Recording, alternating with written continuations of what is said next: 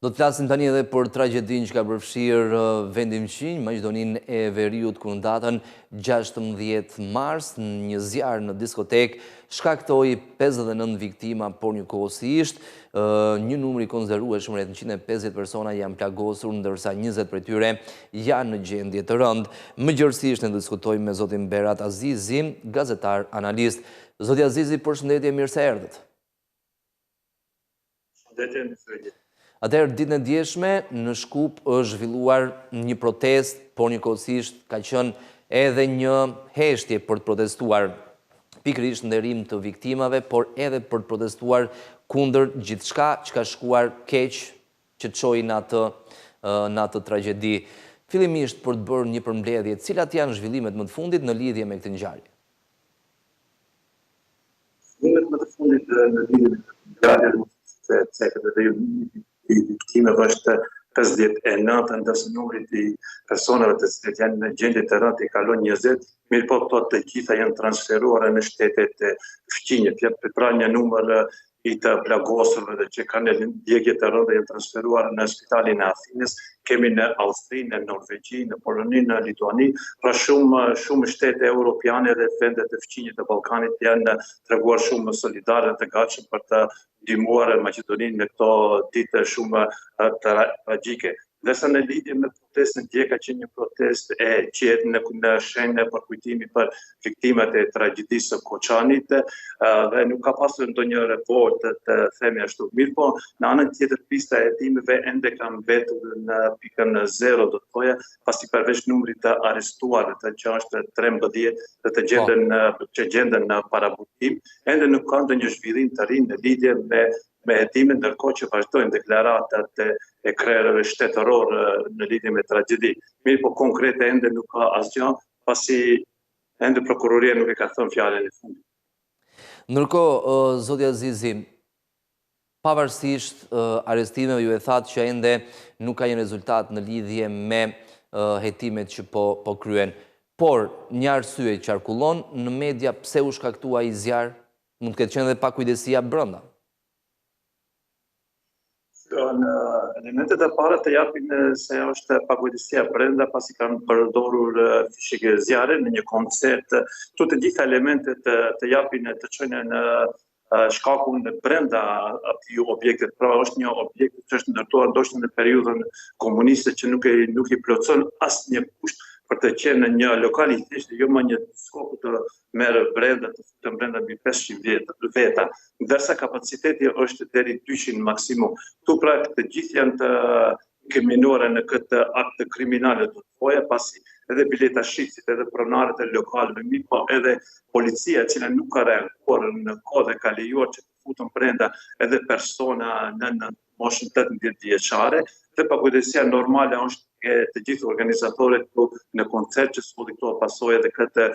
tragjedi të paparë në Maqedoninë e Veriut. Mirë po ajo që është edhe ana tjetër institucionale është se ka shumë institucione që janë përgjegjës se si ka mundur ai të punojë pa një licencë për diskotek, apo siç supozohet ka posëduar licenca falso, apo edhe më herët ka pasur një licencë institucionale nga Ministria e Ekonomisë. Pra këtu janë të përfshirë të gjitha institucionet me një fjalë dhe jo rastësisht që janë shkarkuar 6 kryeshefat të policisë në rajonin e Koçanit dhe Shtipit. Pra edhe ato do të mbajnë përgjegjësi në lidhje me aktin me tragjedi. Ndërkohë, zoti Azizi, protesta e djeshme ka qenë kryesisht e qetë, protesta e Shkupit ka qenë një protestë në heshtje. Ndërkohë, ka pasur disi tensione në Koçan, ku qytetarët e revoltuar kanë thyer dyqane, pra ka qenë një formë ndryshe protestës. Si parashikojnë të jenë protestat në vijim, sepse kujtojmë në vendin Qinj, në Serbi, pikërisht shembja një stacioni dhe shkaktimi i viktimave aty, ka bërë që të shpërthejnë protesta në të gjithë vendin që kulmojnë në Beograd. Është shumë e vështirë të supozojmë se çfarë do të ndodhë ditët në vijim, mirë po nuk përjashtohet mundësia që protestet në Koçani dhe në qytete tjera të jenë edhe të eskalojnë, të dalin nga kontroll, pasi revolta e tek qytetarët, pakënaqësia është shumë e madhe dhe është shumë shumë evidente kjo kur bëhet e fjalë për 59 viktima të gjithë të rinë në një diskotek. Mirë po me ndërhyrjen e peshkopit e domethënë protestat e rrëzueshme janë qetësuar disi pasi domethënë është fillimisht ashtu që të varros të gjitha viktimat dhe më pas do të marrin edhe hapa të tjerë. Mirë po zona kryesisht është orientuar në drejtim të pronës së pronarit të diskotekës, i cili më është edhe fajtori kryesor për të, dhe domethënë nuk ka pasur dëmtime të tjera të pronave të tjera, mirë po vetëm është sulmuar dhe është demoluar objekti dhe prona e pronarit të diskotekës Koçani. Ndërkohë, do të ceki këtu edhe në patjetër. Po. Doja të ceki këtu edhe domethënë protestën e dieshme, domethënë ka pasur edhe marrje në biseda informative të ekipit të gazetarëve të Reutersit dhe televizionit 21, për shkak se ata kanë përdorur dron për të incizuar protestën në Shkup. Mirë po sipas ligjit të Maqedonisë së Veriut të ligjit që është në fuqi, domethënë mund të përdoren drona pa asnjë leje, të marrë nga Ministria e Punëve të Brendshme, nëse droni ka peshë në 200 gram. Mirë po kjo është një ndërhyrje në gazetari, një ndërhyrje në informimi e drejtë, kështu e citësojnë edhe shumë gazetarë, të cilët kanë qenë në biseda informative në Ministrinë e Punëve të Brendshme. Ndërkohë, zakonisht ngjarjet madhore, tragjeditë të kësaj natyre bëjnë shkaz për të ndryshuar madje edhe ligje në një vend caktuar. Në tërësi, gjithmonë, nëse ka informacione si është situata për sa i përket masave të sigurisë në klabe, në restorante, mbase edhe në vendet tjera ku rrezikohet realisht jeta. Pritet që të ketë një kontroll mbase ndryshime ligjore për të pasur një siguri më të madhe? Nuk ka nevojë të ndryshime ligjore, sepse në letrat e tilla janë të precizuara shumë mirë, po ajo që është shqetësuese është puna e terrenit dhe forma e korrupsionit, domethënë që është instaluar në të gjitha institucionet e shtetit, është problemi numër 1, pasi domethënë ka shumë klube, shumë objekte tek neve që nuk i plotësojnë kushtet minimale për të funksionuar, sidomos në aspektin e sigurisë. Dhe është bërë tashmë do të thoje traditë që të ne vazhdimisht përsëritet tragjeditë të këtij lloji dhe nuk ka përgjegjësi qoftë individuale, qoftë kolektive, dhe nëse nuk merren masa rigoroze prej tani të tjerë, neve vazhdimisht do na përsëriten tragjeditë. Domethënë është shumë e pakuptim që mbas tragjedisë të bën kontrolle në klube dhe diskoteka, me një mbrëmje janë bërë disa kontrolle dhe janë konstatuar shumë shkelje, domethënë viktimë dihet të klubeve natën që nuk posedojnë licencë. Mirë po tani është është e kodë të thoja dhe pa kuptim që të bën kontrolle me njëherë pas tragjedisë, ndërkohë që tragjedia më ka kaluar viktimat, numri i viktimave dihet dhe turojmë që të mos rritet numri i viktimave. Pra është kryesisht është mos funksionimi i sistemit shtetëror, sidomos në aspektin e sigurisë të gjitha objekteve publike dhe private këtu në vend. Dhe është mjaftueshëm thjesht një aksion, zoti Azizi, sepse sikurse deklaroi edhe zëvendës kryeministri i Maqedonisë së Veriut, zoti Zet Mexhiti, autoritetet kanë nisur kontrolle në të gjitha klubet e natës në Maqedoninë e Veriut. Mjafton kaq, mund të bësh kontrolle, mund të gjesh shkelje, mund të marrësh masa, por nuk mjafton, dhe kjo është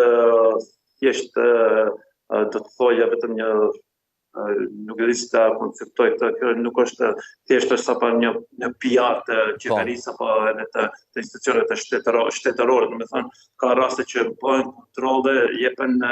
afate shtatëditore apo ditore që për të përmirësuar kushtet dhe për të siguruar të gjitha mjetet e nevojshme që i kërkon ligji, mirë po brenda atyre 7 apo 10 viteve askush nuk mban përgjegjësi se çfarë mund të ndodhë në ato objekte. Këto kontrollet janë thjesht një rutinë, nëse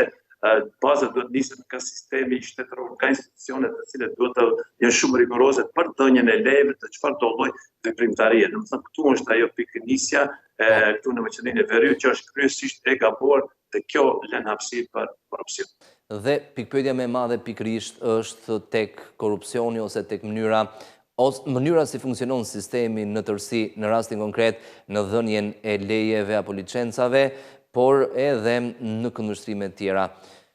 Mendoni se kjo ngjarje do nxjerrë në pa ose do të jetë shkaku i nisjes së ndryshimeve për të pasur një të të paktën një siguri më të madhe? Të thoja unë për mendimin tim jam në këtë aspekt jam pak skeptik se do të kemi ndryshime të mëdha dhe do të nisi të vënë në një sistem konform, një sistem europian të sigurisë, sidomos edhe të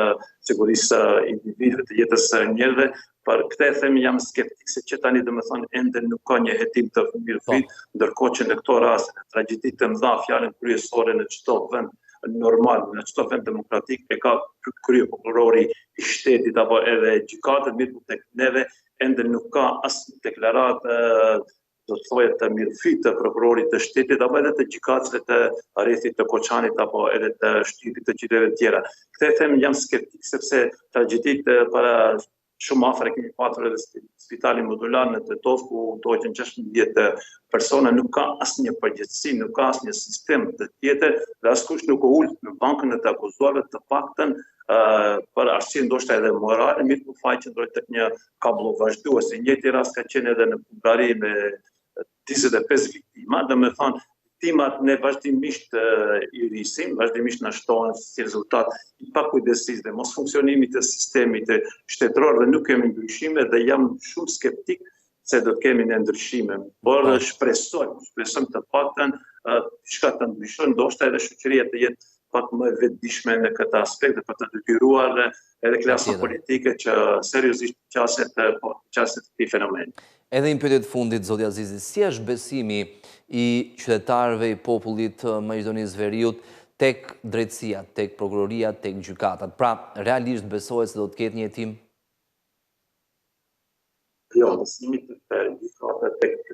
prokuroria në Maqedoninë e Veriut është në nivelin më të ulët në historinë e këtij shteti. Këtë nuk e them vetëm nga këndvështrimi im personal, po edhe të gjitha analizat, të gjitha anketat që janë filluar këtu në Maqedoninë e Veriut, se sa besojnë në sistemin e drejtësisë, janë në nivelin nga 0 deri në 2 dhe këtu kanë shumë të drejtë qytetarët, pra kemi një sistem të drejtësisë kryesisht politike dhe të korruptuar. Pra nëse i fort i politikës mund të jetë edhe fajtor, ata lihen të lirë dhe asnjë rast konkret nuk ka marrë epidim përfundimtar dhe nuk kanë përfunduar personat përgjegjës prapa grileve dhe kjo ta lën ende të mosbesimin e institucioneve shtetërore, sidomos të sistemit të drejtësisë. Domethënë neve do të thojë këtu publikisht neve na duhet me një farë formë një gjykate ndoshta të ngjashme me SPAK-un në Shqipëri, edhe ata të tjetë shumë më rigoroze se SPAK-u në Shqipëri. Kishim ne para disa viteve një gjykatë speciale, mirë po ajo dhe duke dhe ndryshimet e kodit penal, gjorë që u bënë në Maqedoninë e Veriut para 4 apo 5 viteve, kjo sot edhe këto, ndoshta edhe këtu mund të nisin edhe ato elementet e tragjedisë, domethënë u liruan nga akuzat, shumë zyrtar politik, domethënë u vjetërsuan, lëndë dhe kjo domethënë jep nuk ke shpresë për një sistem të drejtësisë. Zoti Azizi, ju falenderoj për të gjitha mendimet e sjella në studion e televizionit Skan, ditë mbar.